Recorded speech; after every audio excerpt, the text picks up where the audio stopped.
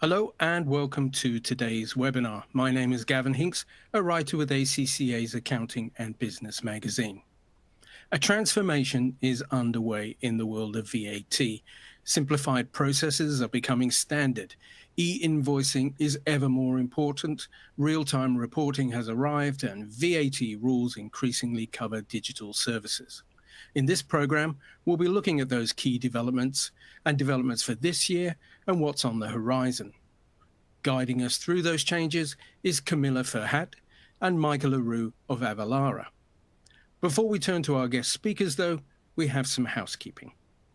The presentation comes with slides that change automatically. If they fail to adjust, refresh your browser. For PC users, it's F5, and for Mac users, Command and R. You can find the slides in the resources area. We'd love to read your questions, which you can send us using the chat area on your screens. We'll go through those in a Q&A at the end of the presentation. The whole webinar should last about an hour. A quick note about CPD.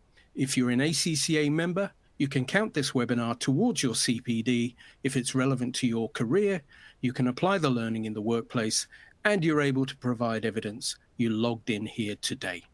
We offer a personalized CPD certificate as evidence, which you can access via the certificate icon at the bottom of your screen. That's all from me. It's now time to hear from our speakers, Camilla and Micah. Thank you so much, Gavin, and a good afternoon or good evening or good morning for those that might watch that on recording. Really pleased to be here with you today in this webinar with the topic complexity and future trends in VAT. I'm waiting for the slides to actually display on my screen, but what we, Camilla and myself, are looking forward to chat with you about today really is provide like an insight into the VAT updates, digital direction of travel in this space, and especially spotlighting e-invoicing and live reporting that is increasingly taking over across the world. We will also be providing updates on various timelines on projects that take place across the world and in Europe, and further take a deeper look into how Avalara as a service provider is responding to our customers and partners in helping with solutions to this. I will just refresh on my screen, Gavin. I'm yet to see where we are. I don't know if you can.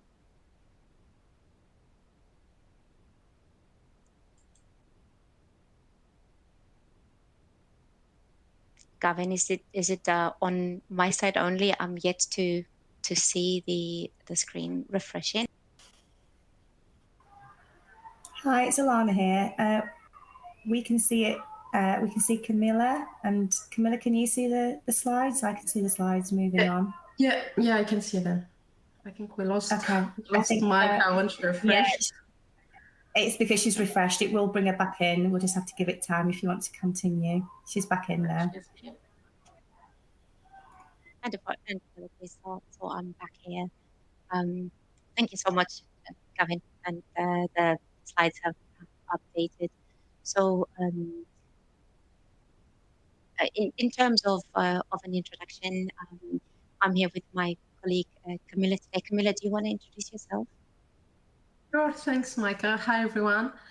So my name is Camilla Ferhat. I'm product manager at Avalara. I have been working on the e-invoicing, e-reporting area for the last, let's say, 13, 14 years.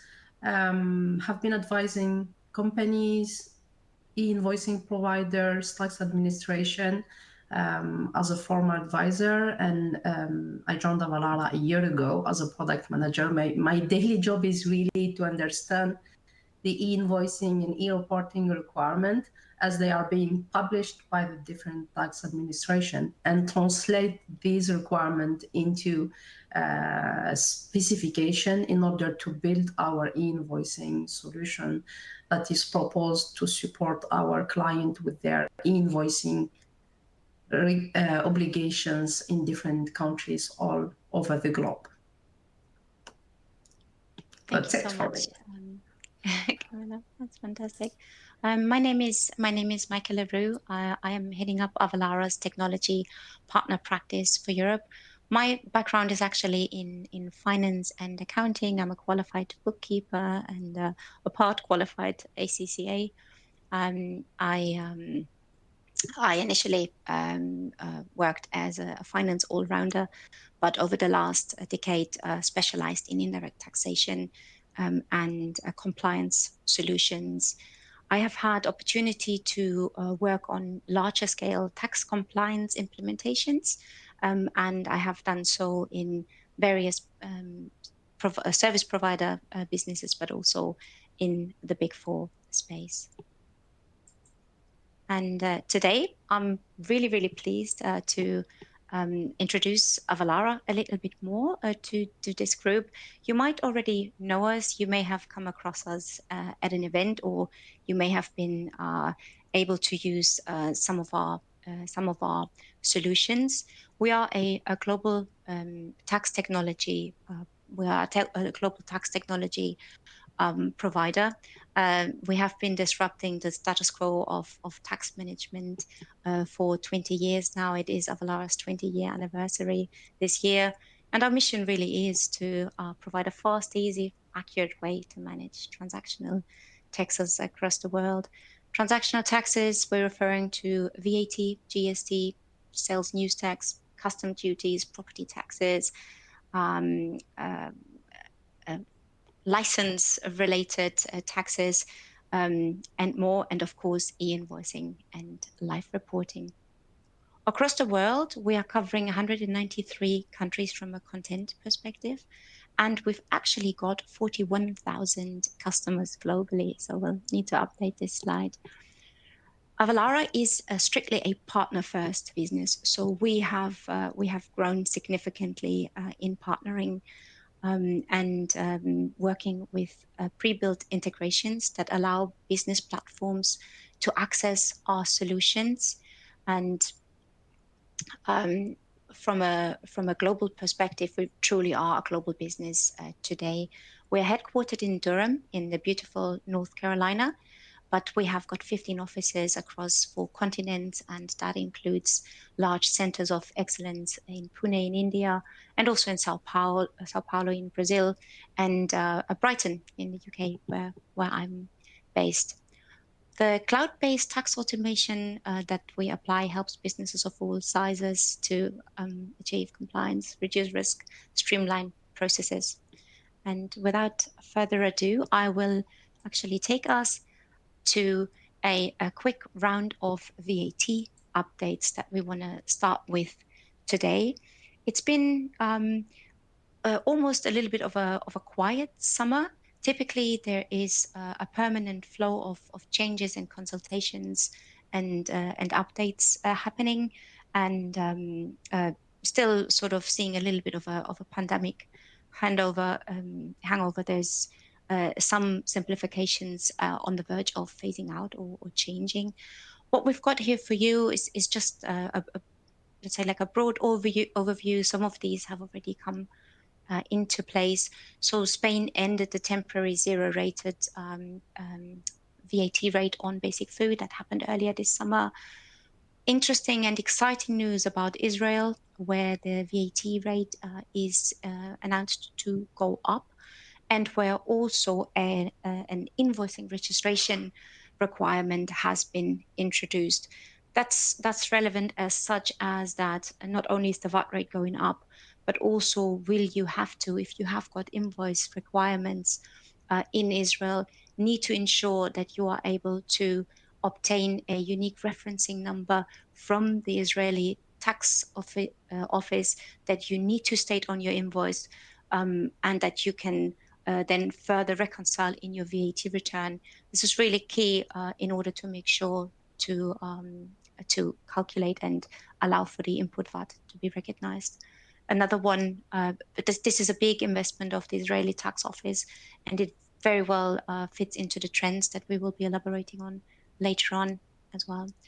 The Netherlands have shared a plan to shift another reduced rate back to a standard rate from 2026, quite significantly, from 9 to 21%, and that's in the space of accommodation and cultural services.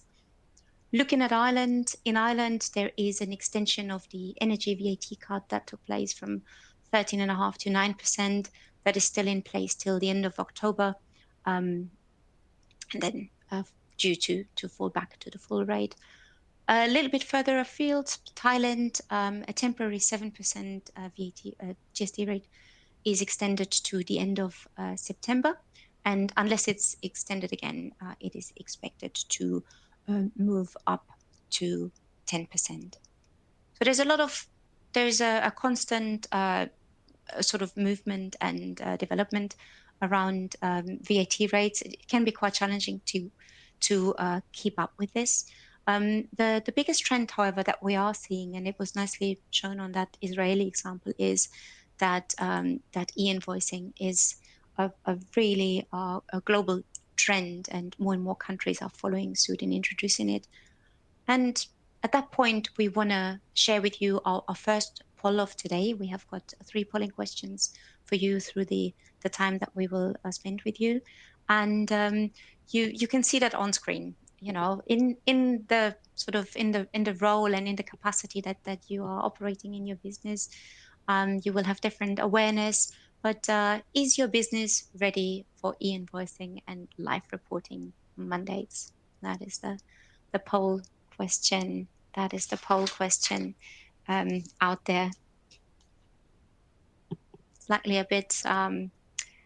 E-invoicing is a tough topic to add to the world of accounts, where there's an ongoing deadlines and often a conflict of tasks and collaboration required all across the business.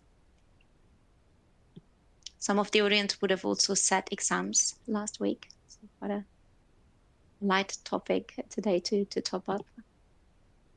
Okay, we'll see if we can start to see responses to that question.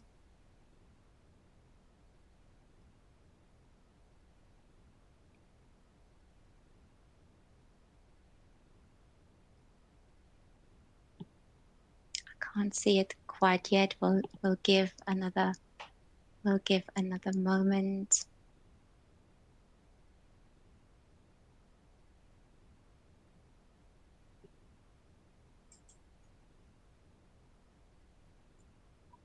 Just half of the attendees responded.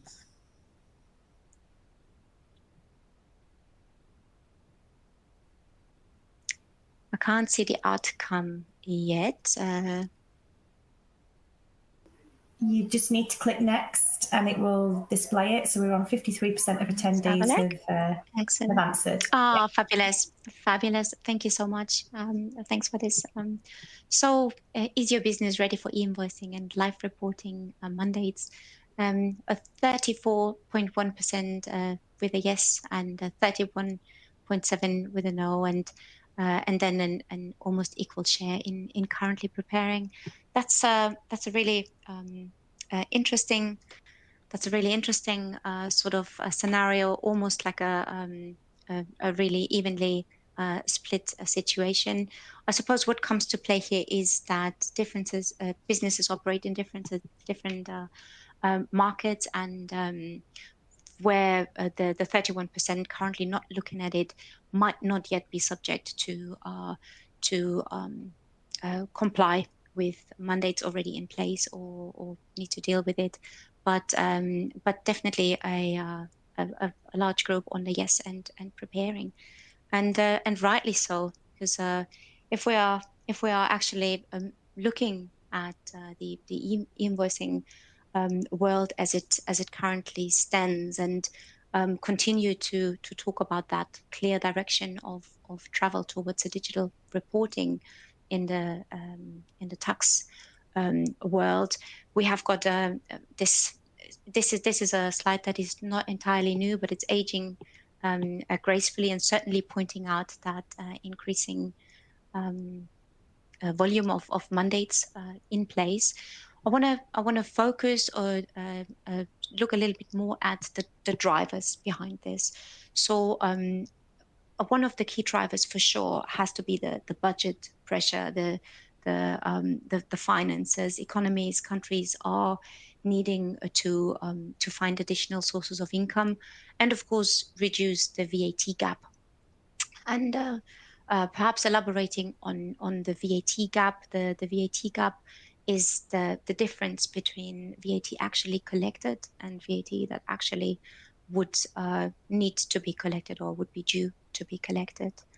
In a recent publication from the UK side, HMRC, the UK VAT gap alone is currently estimated at 7.7 billion.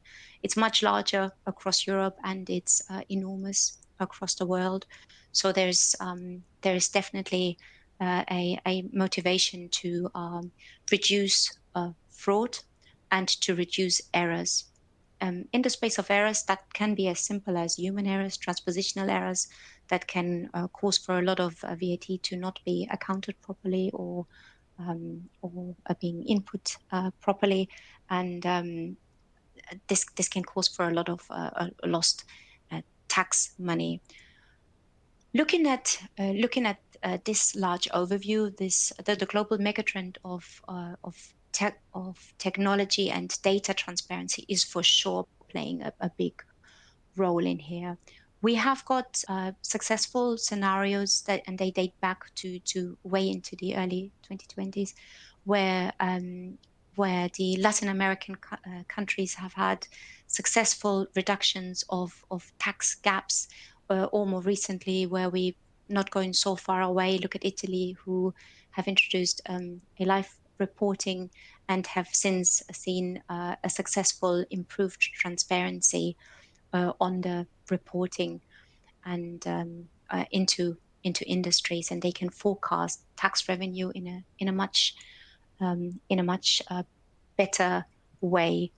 We will go in a moment over to Camilla and dive into detail to actually how some of this new and enhanced reporting is laid out and set up.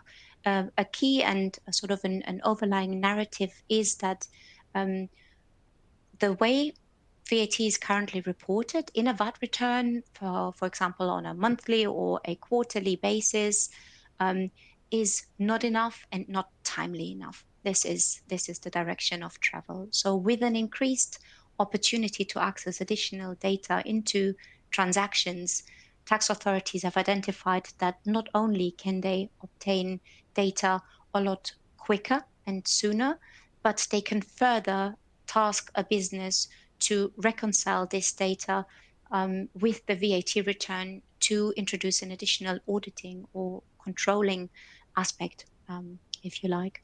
So without further ado, I will invite Camilla to actually talk us through, I'm going to go one further, a little bit of a timeline on what has happened in the last 2 decades and what the situation is today, as well as a little bit of an outlook on where we are heading to with the projects and directions taken in the world. Thanks, Micah. So in this slide, as you can see, it's kind of an e-invoicing journey for the people who have been involved on this e-invoicing and e-reporting area.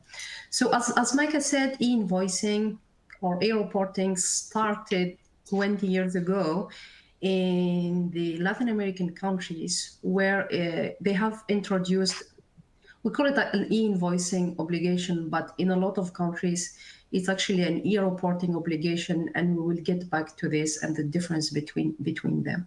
So Latin American countries started the first wave of e-invoicing and e-reporting obligations, and then years after, we started to see these type of obligations in Europe. Obviously, because of the link between the Latin American countries and Portugal. Portugal was the first country to introduce in 2008 an e-reporting obligation called the SAFTI. And the SAFTI is an obligation to report e-invoicing, accountant, AP, AR data to the tax administration based on a standard that has been proposed by the OECD in order to allow tax administration to have the data in a standard way. And then we started also to see a voluntary e-invoicing in Europe, and it started in 2010 with the introduction of a new VAT directive. And this is why, for example, in Europe, companies are allowed to exchange electronic invoices in PDF format, for example, because this was one of the big news or introduction of this VAT directive. It has been followed after that, but by another wave in Europe, introducing a mandatory B2G e-invoicing. So if you have government clients, they are obliged to receive your invoices in an electronic format. So in parallel with the voluntary e-invoicing, applicable for B2B transactions, we had mandatory e-invoicing applicable for B2G transactions. And we also saw a lot of countries, or some countries in Europe or Asia, starting to introduce mandatory e-invoicing. Obviously, Italy was the first one to introduce mandatory B2B e-invoicing and using a system that be called as a centralized model.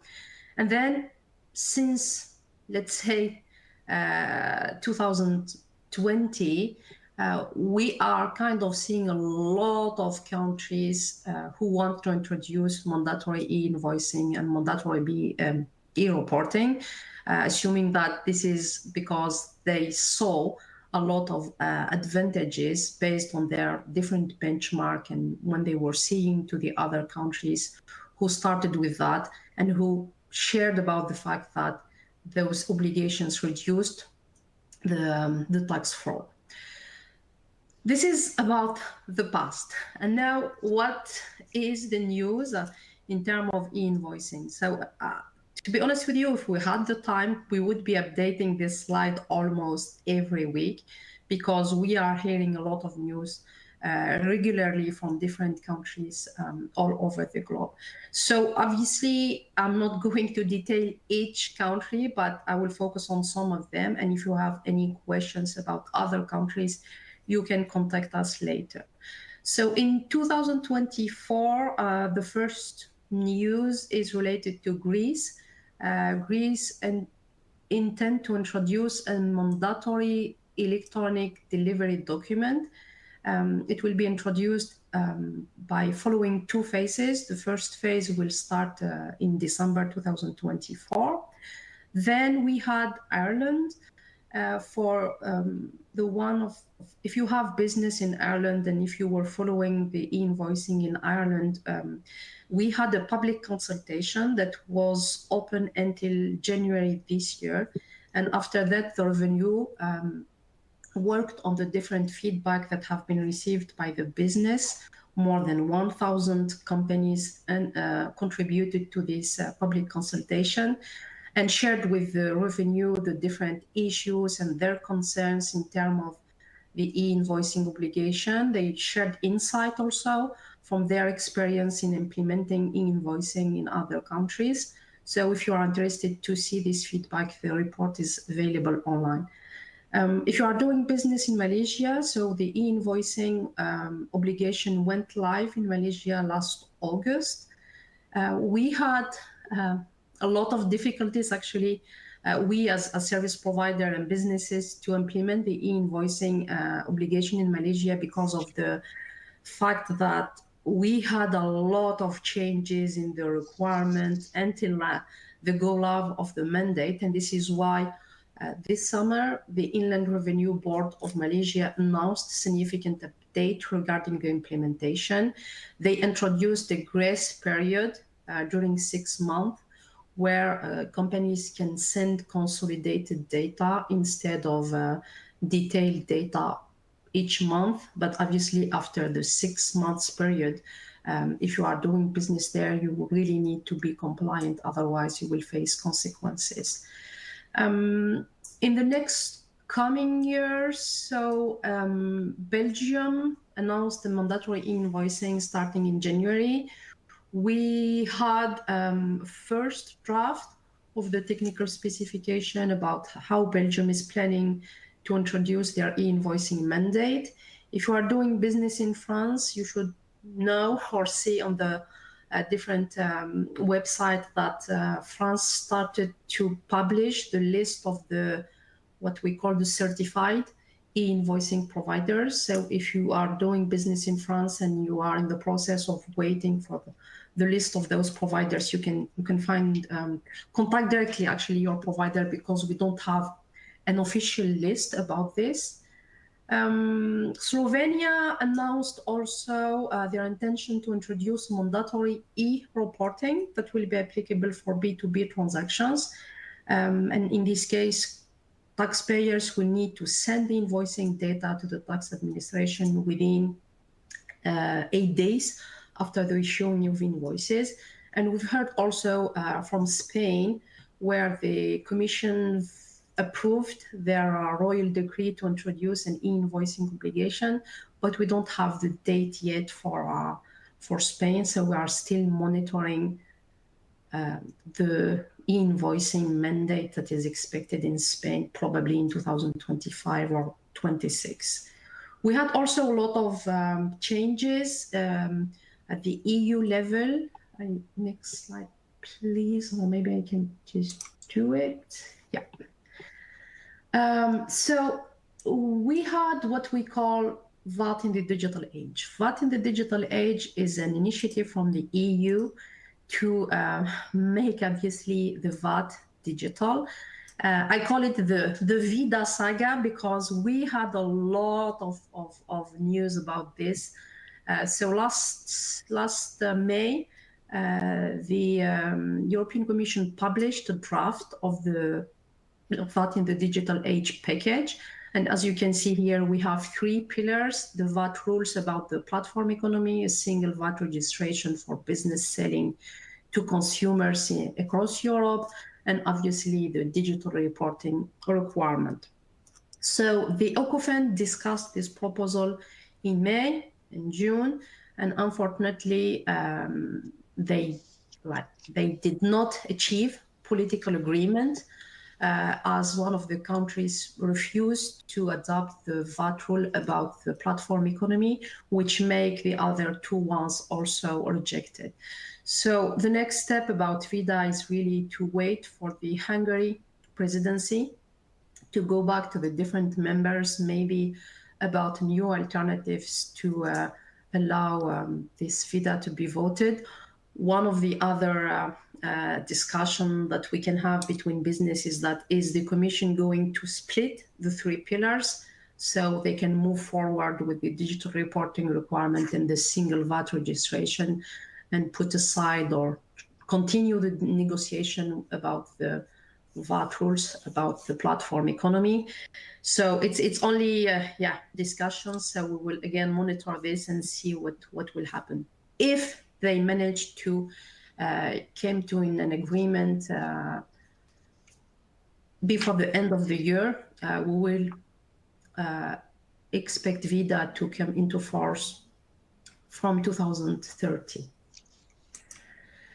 So if we detail a little bit the different requirements about VIDA, just using the animation so we can have all of the content. So VIDA, whenever you are speaking with other businesses, or with your tax advisor, it is being presented as the way to harmonize those invoicing and e-reporting requirements within the EU. If you follow the different discussions, you can see that the new version of VIDA is maybe going to introduce harmonization related to cross-border invoices, but unfortunately, it will not be the case for your domestic invoices. For example, the use of electronic invoicing will be the default system in issuing and receiving cross-border transactions and domestic transactions. However, in this VIDA directive, any member state can allow the use of other format for e-invoices. So if any country want to introduce paper invoices or to leave paper invoices as an option, this will be possible. The member state will not be required anymore to ask for the derogation to introduce e-invoicing, which means that it will not be needed anymore to get the acceptance of the buyer.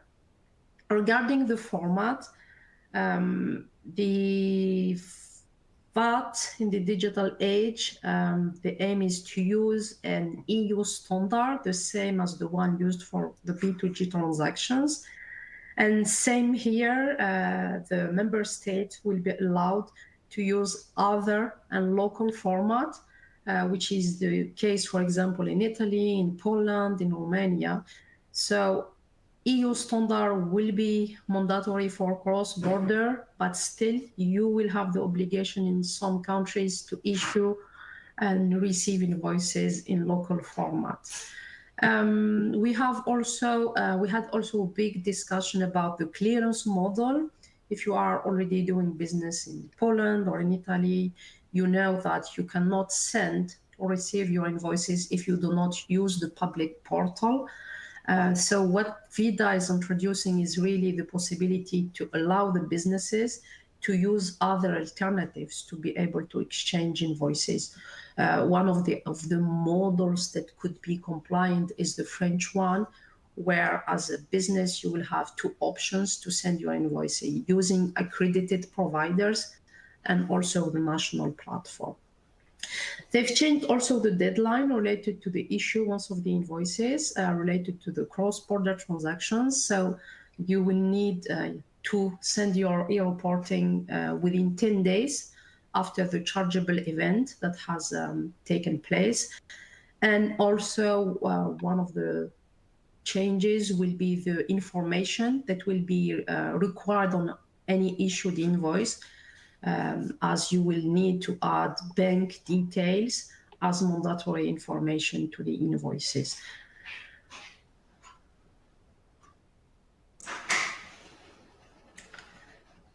In the US, as you may know, we don't have a mandatory e-invoicing there, but in order to make the exchanges digital, providers and businesses have been working during the last few years on an initiative called the Digital Business Network Alliance, or DBNA, which is, if you are familiar with PayPal, kind of the US version of the PayPal network, where you can exchange your invoices doing or using, this DBNA network. In order to be able to use it, you need to use a provider that is a sort of a certified access point to this network.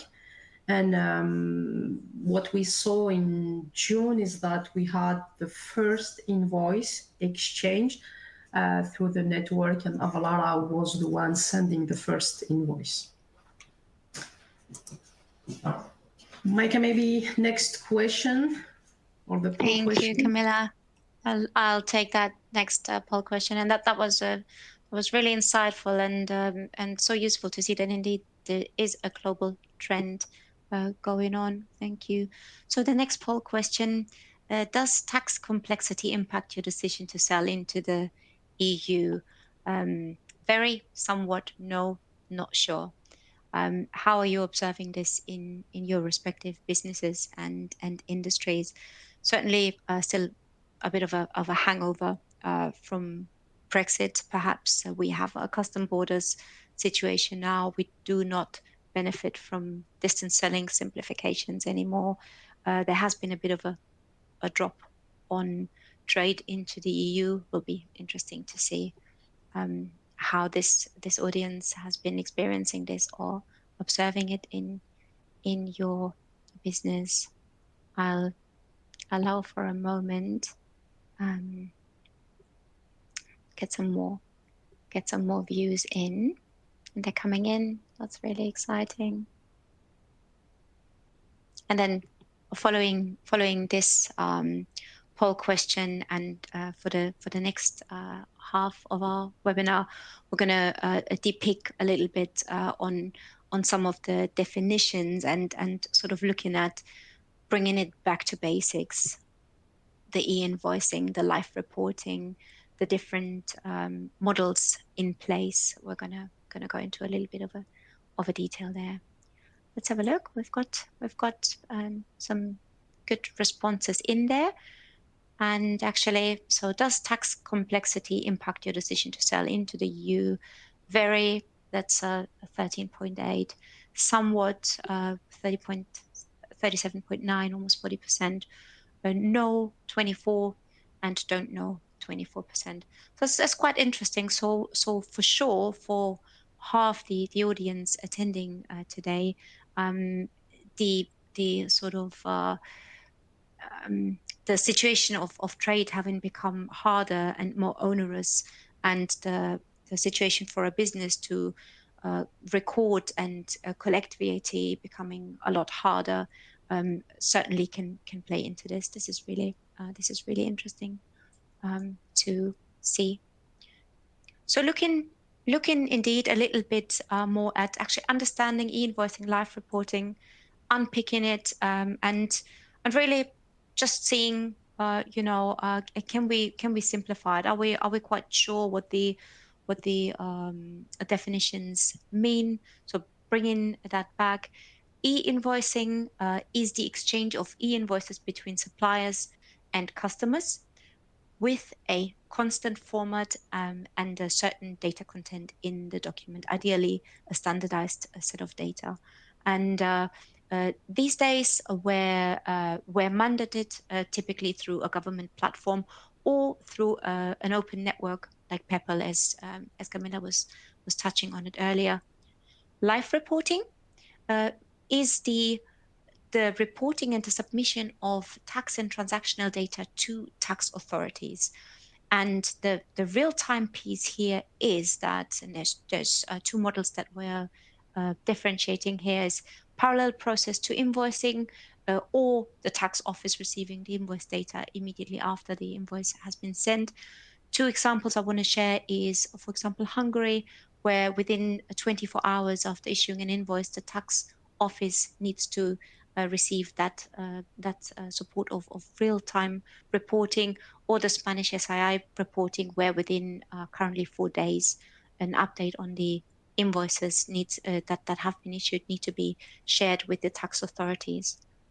Key in understanding about this new world and scenario is that there is a reconciliation exercise required within the business.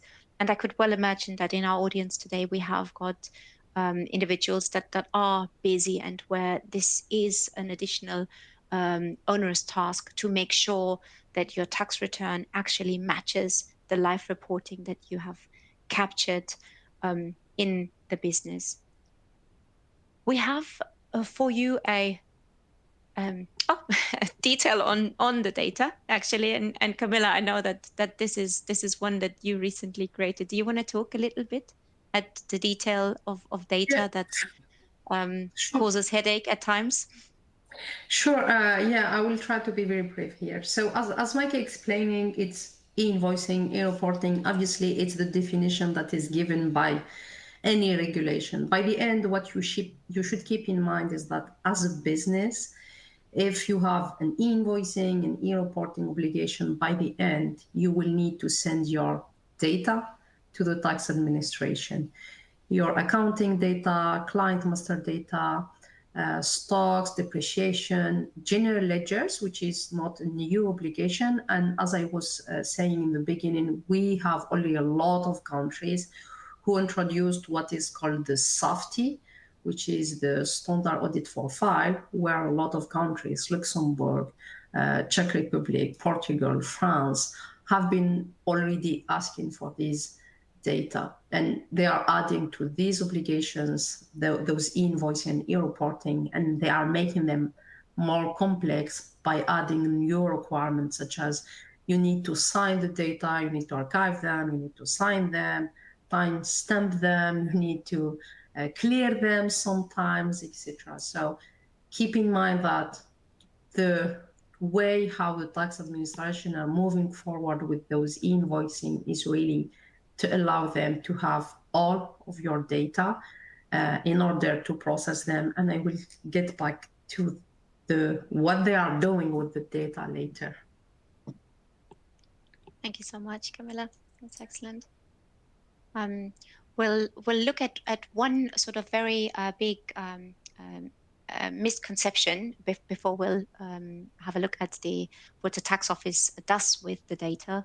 So on the left-hand side here, you'll see often there is an understanding or the idea that, well, I am sharing invoices in a PDF format and I'm sharing them by email.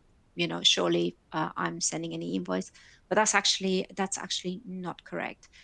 So whilst a PDF, a Word, an Excel, a visual document, human readable, that classifies as an unstructured document. So for the purpose of e-invoicing in mandated and voluntary stages, it really is a discussion around structured and hybrid data formats, as you see on those in the middle end to the right hand side of the slide. So the challenge around for businesses to move to an e-invoicing compliant approach is really to adopt the ability to create machine readable formats. The format that is displayed in the middle, the XML format, that is really not easy on the eye. It's extremely hard to read an XML invoice and identify quickly, swiftly, meaningful data out of it. It is probably the reason for which increasingly there's a trend to in mandates to work towards using formats that are visible or easy to read for the human eye, but that are also machine readable. So this is a really helpful a guideline to clarify understanding. You will receive these slides, I understand, and be able to reference to these at a later point. For businesses, once they have been able to sort of palate the fact that they have to be compliant with an e-invoicing or e-reporting format and have created an internal process, perhaps something to be really aware of and to get a basic understanding about is the top 5 models in which the e-invoicing and e-reporting operates, and you've got them nicely outlined here.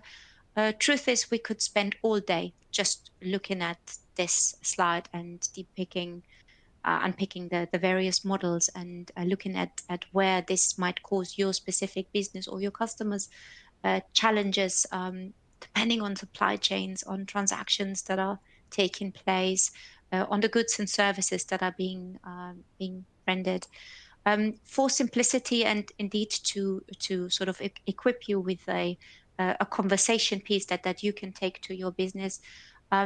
Looking at the slide from the left to the right, so to the very left, the classic 4-corner model, the interoperability model, that really is just describing how an invoice is sent from a supplier to a buyer. This can be through an interoperable network. Peppol, Avalara is a Peppol provider, so we send a lot of invoices on behalf of our customers through the Peppol network. Very, very standard and basic layout. To the right, looking at the real-time reporting model, we see that element of sort of elevation in sophistication, where now the authority gets involved as well. So we had mentioned that in Hungary, the requirement is to update the authority within 24 hours. And this graphic nicely shows that invoices issued, authorities is informed. So authority at this point in the real-time reporting model already has got a good idea of what they are expecting and a good idea of where they will audit if there is a discrepancy in submissions and tax returns later on submitted. When we're moving further to the right on the slide and we're looking at the clearance model and the central issuance model, this is really where we're talking about e-invoicing. That is a full-blown e-invoicing. I will pick up the clearance model first. We had in the VAT update indicated that Israel has recently invested in a process that issues someone who wants to raise an invoice with a unique reference so that they can quote that on the invoice so that the invoice can be received and that input VAT can be deducted. The safe, appropriate flow so that can happen. That has been in place in Portugal for a long time. Portugal is working with a QR code. That is something that is increasingly seen as well. So if you may have been on holiday in Portugal this summer, you may have noticed that that receipts have got a QR code on them, and you can actually scan them with your phone and read the details of that taxable transaction. That's quite interesting. The pointing out the variants to the central issuance model and using the Italian model, the additional step here is that actually the authority will share the invoice, so making it a little bit more intrusive perhaps and a little bit more overseen by the tax authorities. To the very right, pointing at the decentralized CTC model or also the 5-6 corner model, that really is the future state. So France is in the process of looking at this, but also Germany with the Zugwert element that is with the Zugwert being introduced, and the German mandate going into like a second tier from the 1st of January next year onwards. Overall, again, confirming the trend of this increased transparency and data access through authorities. But again, you will receive these slides and you will have opportunity to raise further questions. We would at this point look at what are the authorities actually doing with all this data that they're gathering? And you've got that on screen here. So of course there is a rule verification, checking that compliant behaviors are demonstrated and that appropriately tax is reported, collected, deducted. But the authorities really are increasingly investing in like a future outlook. So how can they do tax forecasting? How can they assess risks and reduce them? How can they monitor further in the space of the real-time monitoring and actually also identify how industries are performing? So at a recent conference, there was an update on the Brazilian from the Brazilian tax office, and they actually sort of shared that they have an instant view through the real-time reporting on what a business has done in terms of activities and transactions as late as yesterday. So it's a really instant view into the world of business and certainly a new outlook in the way we are operating with the tax authorities. I will at that point actually point to like a tax advisor after this polling question. I have a question for you after that, Camilla. So having heard a lot of information and updates around these trends, what is your biggest e-invoicing challenge for those in the audience that have touching points with e-invoicing?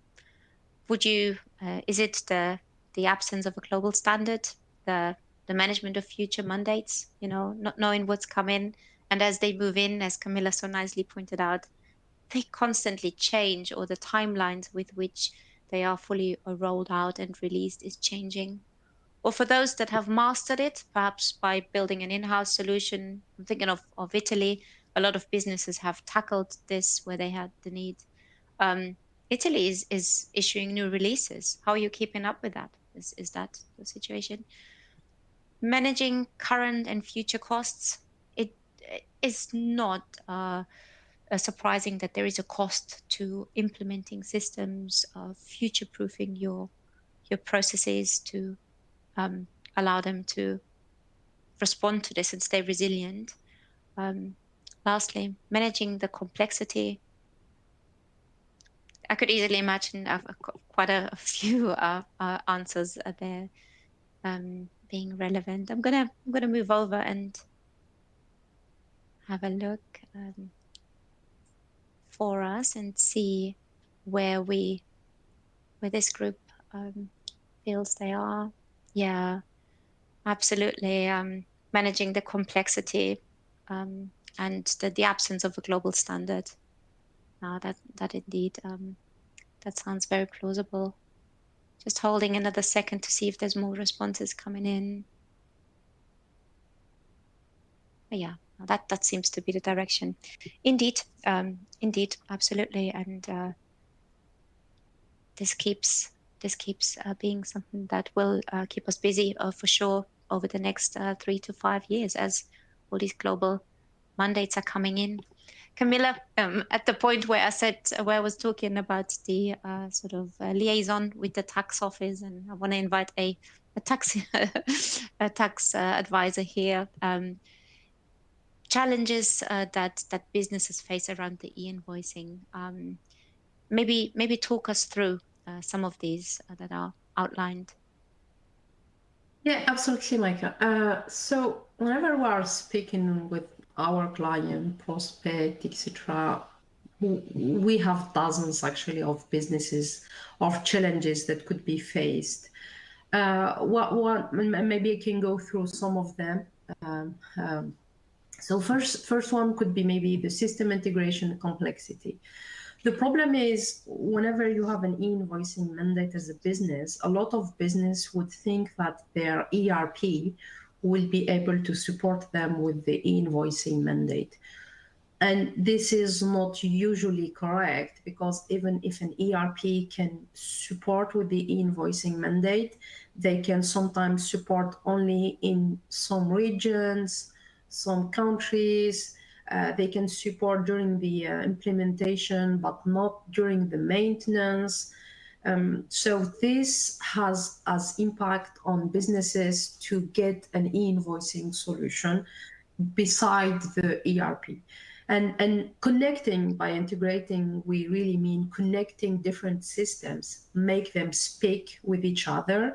So connecting with the invoicing system, with the accounting system, with the account payable, account receivable systems can be very complicated process to put in place.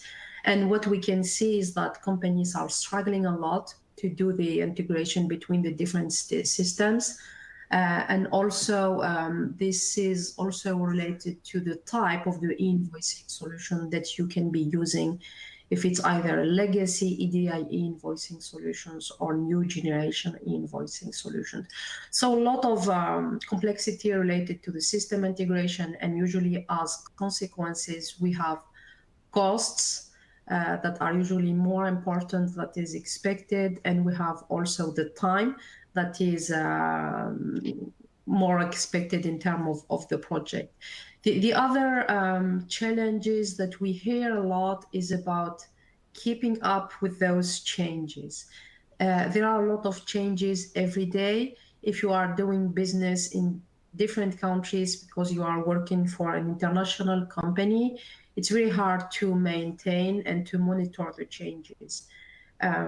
Because sometimes, the other problem is sometimes even if you manage to monitor the changes, it's difficult also to have the time to implement the changes in your different systems. We saw, as presented by Micah, different e-invoicing models, different e-invoicing format, requirement, content, and this makes it difficult to be able to create one format. This is what we put in the box, data standardization issue. There is a standardization issue because different countries have different requirements. within the same company, you can have different ERPs, different softwares processing the data, and it's very difficult to harmonize the data that you have in place. And of course, we can speak about the data privacy, the change management, because it's usually very important point that is forgotten whenever a company is doing an e-invoicing project. It's not just about technology, but it's also about people. And the people could be your internal stakeholders or external stakeholders. And this is what we have here in terms of the training and the change management, the vendors, the customers, and your internal employee. Obviously, in order to overcome those challenges, you have different solutions. You can take them all. You can choose one of them. But if I would take one or two, I would first advise you to choose the right partner, the right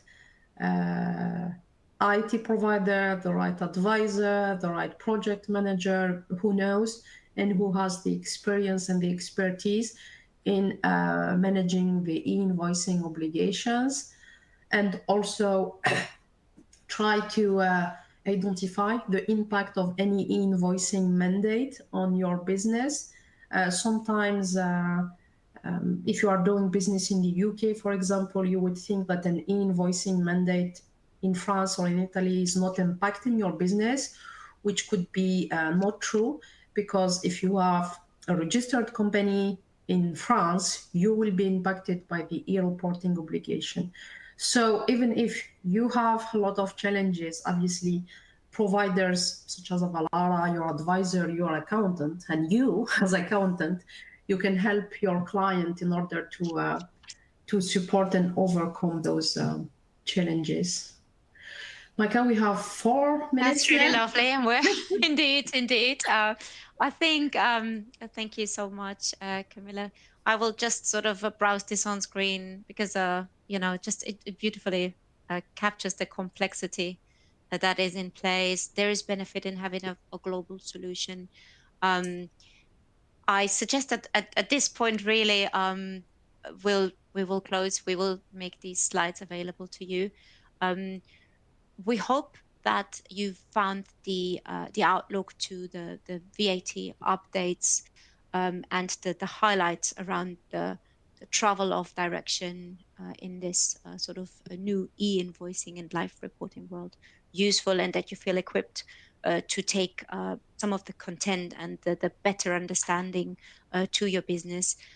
We're happy to take a question if we've got time for that.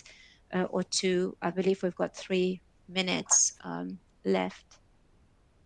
Hello, Camilla and Micah. Thank you very much for that. That was quite the tour de force, surveying the landscape of e-invoicing. We've got a couple of minutes left in this program. Let me begin by asking one of my own. You put up that fascinating slide about the different e-invoicing models, and I was wondering, does a choice of model impact the way that a finance function is going to react when handling e-invoicing? I love that question. I'm happy to take that one. It absolutely does. This is a business license issue almost. Looking at the German mandate that is going live on January the 1st, 25, where really it is the receipt of an invoice that has to be enabled. So it's not even like an optional situation. But if you are not able to comply with the standard, you might not be able to sort of clear that cash, that revenue. So it is absolutely. So a lot of care needs to be taken once those e-invoicing structures are put in place. If I can just add to what Michael said, what we can see, like if a country put in place a centralized model or a clearance model, for example, and you have been working for years or months to build an AP solution or portal where your suppliers can can upload your invoices or your client can receive their invoices. You've obviously spent a lot of money on that. And by introducing a centralized model or a clearance model, this will have a direct impact on the way how you are exchanging with your suppliers and clients. So what, as finance people, are you going to do with that? Put everything in a rubbish and start from scratch? And obviously, if you put something in place, it's good to use it. And maybe we don't want to be all doom and gloom about that. But one of the advantages, obviously, is to speed up the payment of the invoices. So if you are sending invoices through those portals and the invoice has been cleared, there is no big reason to reject the invoice, at least for formality reasons. So could have impact in terms of reducing the payment timeline, automating the process, and make people work on more added value tasks other than just, entering manually the data and recording manually the data of your inbound or outbound document. Okay, we're more or less out of time in this program. Let me ask you both very quickly, if you can, for your top tip, coming to terms with e-invoicing. Micah, if I could come to you first, what would be your leading bit of advice to either a company or a firm, an accounting firm, in getting to grips with e-invoicing?